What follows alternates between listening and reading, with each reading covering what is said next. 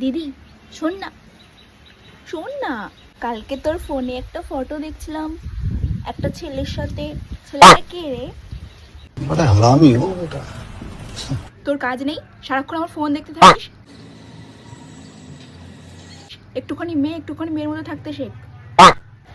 বল না বল, আমি কাউকে বলবো না, প্লিজ বল, বল না, বল না, সত্যি কাউকে বলবো না, বল। আচ্ছা শোন, ও ও সৌম্যদীপ, আমরা দুজনকে পছন্দ করি।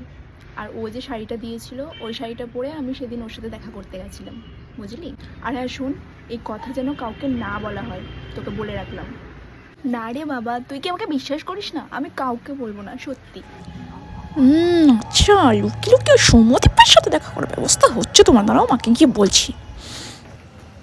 মা,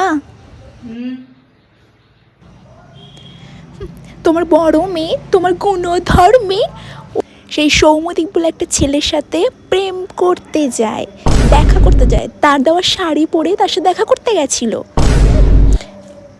যাও তোমার মেয়েকে সামলাও গিয়ে।